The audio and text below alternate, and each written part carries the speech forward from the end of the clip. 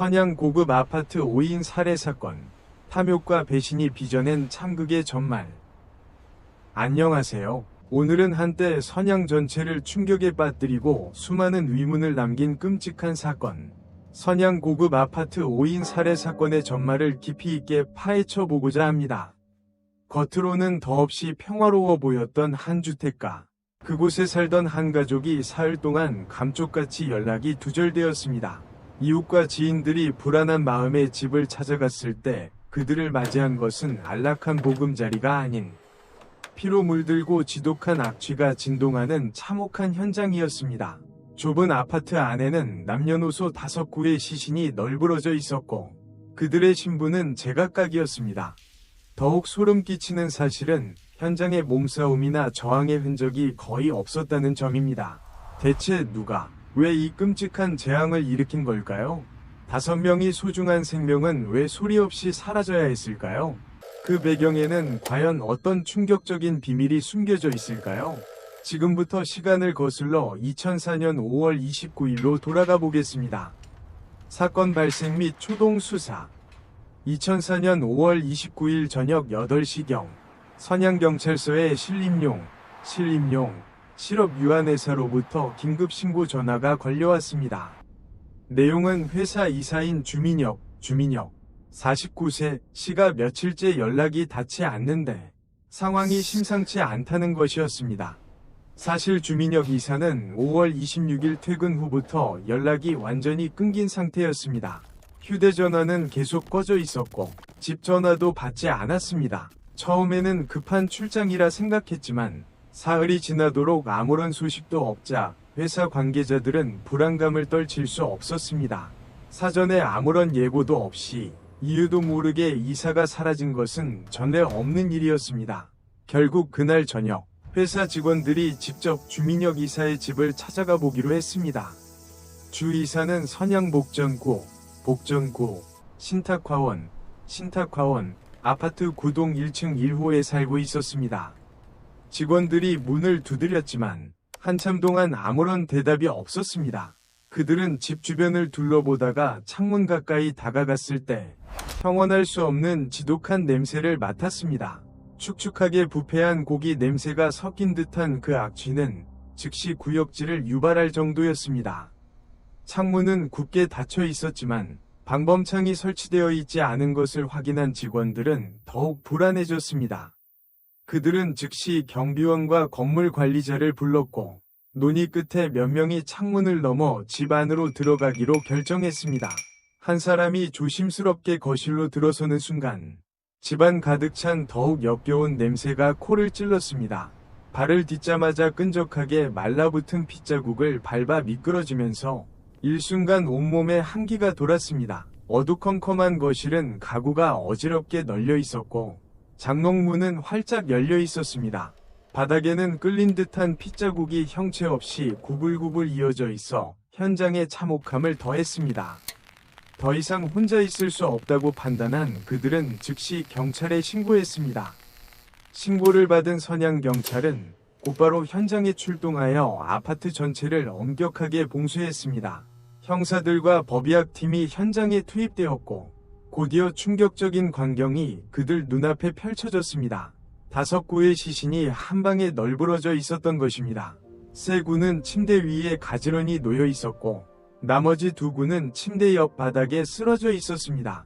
피해자 중에는 3살에서 4살 정도로 보이는 어린 여자아이도 포함되어 있었습니다. 부패가 진행 중인 시신에서 나는 악취 외에도 방 안에는 짙은 혈량이 가득했습니다. 경찰의 현장 감식 결과 집안을 뒤진 흔적이 발견되었고 침실의 금고는 이미 털린 상태였습니다. 은행 통장, 보석, 그리고 집주인의 귀중품들이 모두 사라졌습니다. 피해자 및 사건 정황. 피해자 5명의 신원은 신속하게 확인되었습니다. 주민혁 49세, 집주인이자 신림용 실업의 이사. 향영진 28세, 주민혁의 여자친구. 양시 4세, 향영진의 딸. 림정 16세, 가정부. 정진강 60세, 주민역 회사 소속 회계사, 출장 후 업무차 잠시 머물고 있었습니다. 5명 중 가정부 임정을 제외한 4명은 가족 구성원이거나 지극히 가까운 관계였습니다. 이는 범인이 단순히 무작위로 범행 대상을 고른 것이 아니라 피해자 가족의 사정을 잘 알고 계획적으로 접근했음을 시사했습니다. 법의학팀의 초동 범시 결과 사망 시점은 5월 26일 저녁부터 27일 새벽 사이로 추정되었습니다. 시신이 집안에 거의 72시간 동안 방치되어 있었던 것입니다. 경찰은 즉시 아파트 주민들을 상대로 탐문 수사를 벌였지만 주민역 가족에 대해 아는 사람은 많지 않았습니다. 주 이사는 평소에도 조용하고 이웃과의 교류가 적었다고 합니다. 여자 주인인 향영진 씨는 외부 사람들에게 자신의 남편이 황 씨성을 가졌다고 말했지만 실제 남자친구는 주민역, 즉 주 씨였습니다. 이 황당한 진술은 경찰의 위혹을 증폭시켰습니다. 또한 이 아파트의 실소유주는 주민역의 동생인 주민강 씨 명의로 되어 있었지만 실제 돈을 내고 거주한 사람은 주민역이었고 동생은 거의 왕래가 없었습니다. 선양의 고급 주택가에서 발생한 재력가 집안을 노린 대규모 금품 절취 및 살인 사건이라는 점에서 경찰은 이 사건을 치밀하게 계획된 강도 살인 사건으로 규정하고 곧바로 특별수사팀을 구성하여 광범위한 수사에 착수했습니다.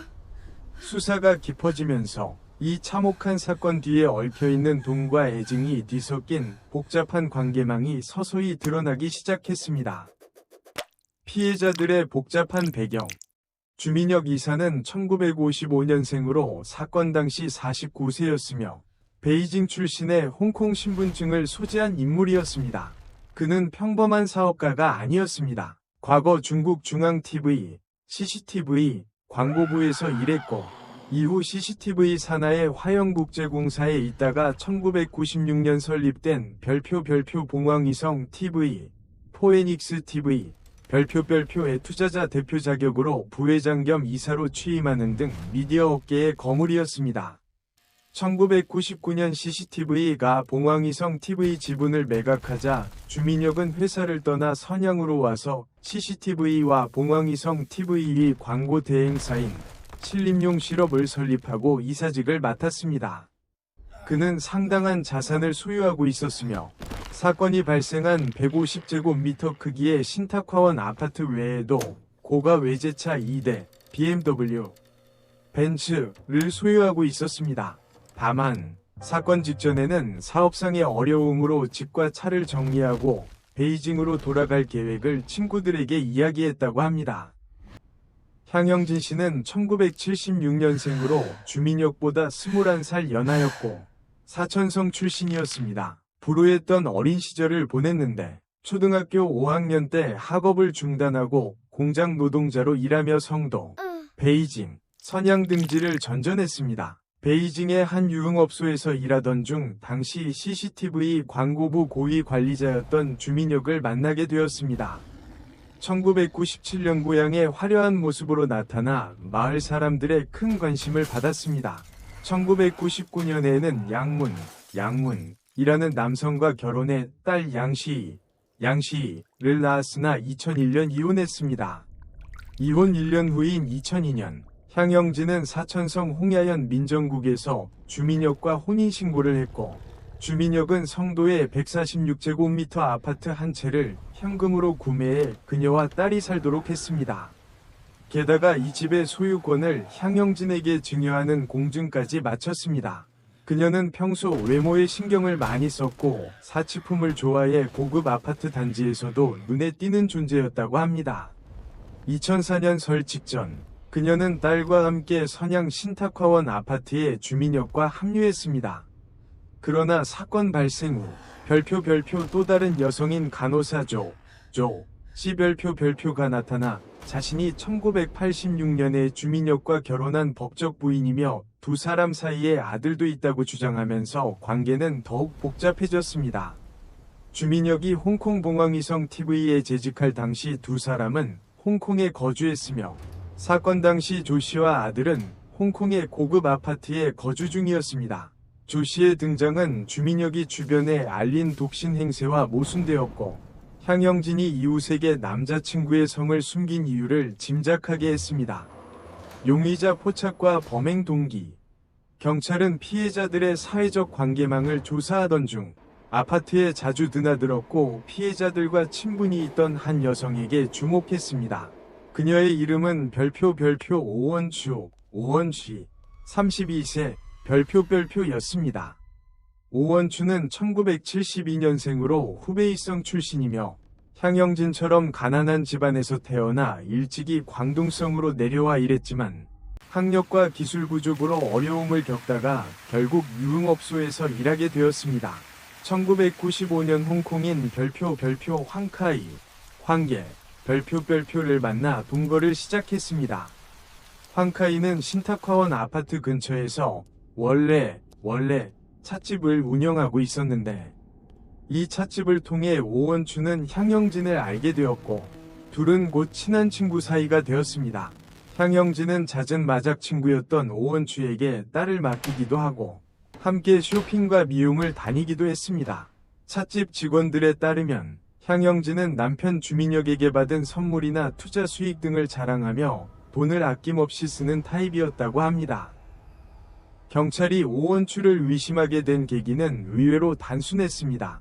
사건 발생 다음 날인 5월 30일, 경찰이 현장 조사를 하던 중 30대 초반의 한 여성이 아파트 주변을 불안한 표정으로 서성이는 모습을 발견한 것입니다.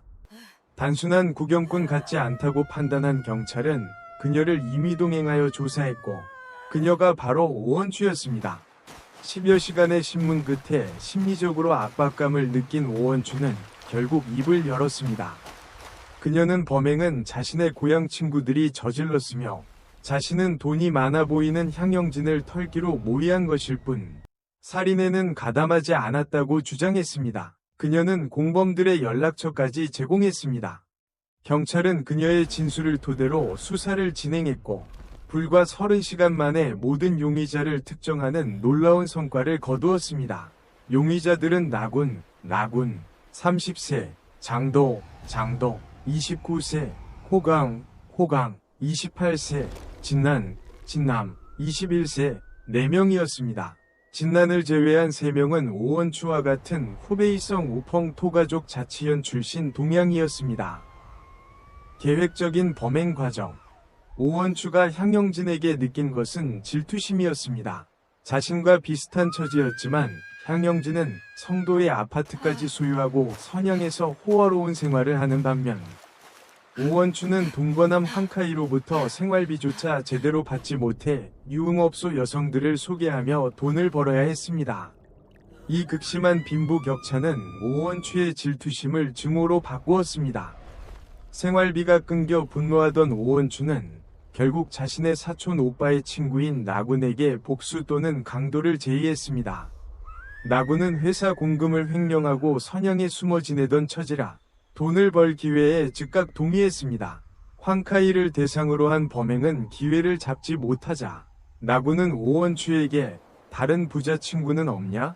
고 물었고 오원추는 곧바로 향영진을 떠올렸습니다. 2004년 5월 초 오원추는 향영진의 집에 마작을 하러 갔다가 나군을 불러 모자란 인원을 채우게 했습니다. 나군은 이 기회에 향영진의 집이 1층이고 방범창이 없어 침입이 매우 쉽다는 것을 확인하고 범행을 결심했습니다. 나군은 고향으로 돌아가 곧바로 범행 도구인 칼 4개를 구매하고 감옥 동기이자 출소한 지 얼마 안 된 장도를 포섭했습니다. 그들은 QQ 메신저를 통해 진난과 호강까지 끌어들여 5월 23일 선양에 모여 범행 계획을 세웠습니다. 이 자리에서 장도는 별표 100만 위안 이상을 털게 되면 호환을 남기지 않도록 모두 죽여야 한다. 별표 고 노골적으로 말했고 나머지 일행은 침묵으로 동의했습니다. 5월 26일 끔찍한 비극이 시작되었습니다. 오후 4시경 향영진이 딸을 데리고 병원에 간 사이 나군과 장도는 향영진의 친구라며 생수를 배달하러 왔다고 가정부 임정을 속여 집 안으로 들어갔습니다. 임정이 몸을 돌려 물을 뜨려는 순간 장도가 뒤에서 칼로 목을 찔러 제압하고 둘은 그녀를 결박한 뒤 테이프로 입을 막았습니다. 그리고 진난과 호강을 불러들였습니다. 나군은 밖으로 나가 아파트 입구에서 망을 보았습니다. 오후 5시경 향영진과 딸 양시희가 귀가하자마자 범인들에게 제압당했습니다. 저녁 7시경 퇴근한 집주인 주민혁 이사도 무장한 범인들에게 붙잡혔습니다. 범인들은 3명에게서 현금 수천 위안과 귀금속, 그리고 몇 장의 은행카드를 빼앗았습니다. 향영진이 거짓 비밀번호를 말하자 분노한 장도는 그녀를 무자비하게 폭행하여 결국 진짜 비밀번호를 알아냈습니다. 저녁 9시경 나군은 향영진의 카드로 현금 5천 위안을 인출했습니다. 밤 11시경 출장을 마치고 돌아온 회계사 정진강 씨가 귀가했습니다. 정 씨가 격렬하게 저항하자 장도와 진나는 그를 바닥에 넘어뜨리고 구타한 뒤 둔기로 목을 강하게 내리쳐 그 자리에서 사망하게 했습니다. 시신을 수색하던 중 1만 위안의 현금과 은행카드 2장을 추가로 발견했습니다. 나군은 이 카드로 은행에서 별표 600만 위안, 약 21억 원, 별표 이 넘는 주민역의 엄청난 예금 잔액을 확인하고는 흥분하여 장도에게 전화를 걸었습니다. 이 소식에 장도는 가정부 임정이 나군을 봤으니 살려두면 안 된다. 여기까지 왔으니 아예 모두 죽여 후환을 없애자 고 제안했고 나군은 동의했습니다. 장도와 진나는 둔기와 칼로 주민혁을 살해했고 진나는 가정부 임정을, 호강은 향영진을 교살했습니다. 가장 잔인한 순간은 마지막에 벌어졌습니다. 범인들은 4살짜리 어린아이 양시희를 살려줄까 잠시 고민했습니다. 나군과 오원추도 아이는 건드리지 말자고 했지만 장도는 별표 4명이나 죽였는데 산 사람을 남길 수 없다. 별표 고 주장하며 결국 아이마저 천조각으로 목을 졸라 살해했습니다. 모든 피해자가 사망한 것을 확인한 범인들은 시신들의 입에 붙은 테이프를 떼어내고 칼과 테이프 등을 검은 배낭에 넣어 5월 27일 새벽 3시에 현장을 빠져나갔고 3시간 후 배낭을 강에 던져버렸습니다. 오원추는 향영진의 카드로 현금 5만 위안을 인출하고 60만 위안, 약 2억 1천만 원 상당의 금은 보석, 카메라 등 사치품을 구매하는 등 재산을 나누어 가졌습니다. 나머지 공범들 역시 카드를 이용해 돈을 인출하며 도주했습니다. 오원추가 5월 30일 범행 발각 여부를 확인하기 위해 현장으로 몰래 돌아왔다가 경찰에 포착되면서 이 끔찍한 사건은 30시간 만에 전모가 드러나게 되었습니다. 재판과 유산 상속 분쟁. 체포된 오원추는 처음에는 범행 계획에 가담하지 않았다고 부인했지만 경찰이 그녀와 나군 사이에 오간 통화 기록을 증거로 제시하자 나군의 협박으로 어쩔 수 없이 정보를 제공했다고 말을 바꿨습니다. 그러나 검찰은 그녀가 살인 직후 피해자의 카드로 수많은 사치품을 구매한 사실을 지적하며 그녀의 변명을 일축했습니다. 2004년 11월 26일 광둥성 최고인민법원의 사형 판결 승인 후 선양시 중급인민법원은 오원추, 나군, 장도, 진난, 호강 5명이 피고인 전원에게 강도 및 살인죄로 사형을 집행했습니다. 살인자들은 처벌을 받았지만 피해자들이 남긴 막대한 유산을 둘러싼 복잡하고 장기적인 상속 분쟁이 시작되었습니다. 1. 주민혁의 유산. 그는 회사 지분 90%, 은행 예금 600만 위안, 차량 2대, 선양 아파트, 그리고 홍콩 자산을 남겼습니다. 2. 향영진의 상속권 논란. 향영진의 아버지는 딸이 주민혁과 결혼한 법적 배우자임을 증명하기 위해 혼인신고서와 주민혁이 성도 아파트 소유권 60%를 향영진에게 증여한 공증된 부부 재산 협의서를 제시했습니다. 그러나 언론과 민정국의 조사 결과 홍콩 신분증 소지자와 대륙인이 결혼할 때 필요한 성급, 등록 절차를 거치지 않고 형급, 민정국에서 발행된 이 혼인신고서는 위조된 것임이 밝혀졌습니다. 주민혁이 향영진을 안심시키기 위해 위조 서류를 만들었을 가능성이 컸습니다. 결국 향영진은 주민혁의 법적 배우자로 인정받지 못해 주민혁의 유산 상속권을 잃었습니다. 법적으로는 주민혁의 법적 부인인 조 씨와 그들의 아들이 상속을 받게 되었습니다. 3. 양씨의 유산 상속권 분쟁. 향영진에게는 성도 아파트 60% 등 그녀 명의의 재산이 남아 있었습니다. 향영진의 아버지는 손녀 양씨가 주민혁의 친딸이라고 주장했지만 양씨의 친부인 별표 전 남편 양문 별표 이나타나 친자관계를 주장했습니다. DNA 검사 결과 양씨는 실제로 양문의 친딸로 밝혀졌습니다. 이에 따라 법원은 양문에게 딸의 법정 대리인으로서 양씨에게 상속된 향영진 유산의 절반, 약 50만 위안을 상속받을 권한을 인정했습니다. 설상가상으로 법원의 판결이 나기 전 향영진의 아버지가 법원에 가던 중 교통사고로 사망하면서 상속 분쟁은 향영진의 오빠와 언니들이 주민혁의 전처 가족과 법정 다툼을 이어가는 형태로 전개되었습니다. 사건이 남긴 교훈. 평화로웠던 아파트 단지 아래에서 벌어진 이 냉혹한 살인사건은 탐욕과 절망이 뒤섞여 빚어낸 되돌릴 수 없는 비극이었습니다. 사람을 죽이고 돈을 훔치려 한 범인들의 극단적인 탐욕과 불을 향한 질투심에서 비롯된 친한 친구의 배신이 이 모든 것을 시작했습니다. 이 참혹한 사건은 우리 사회에 다음과 같은 경종을 울립니다.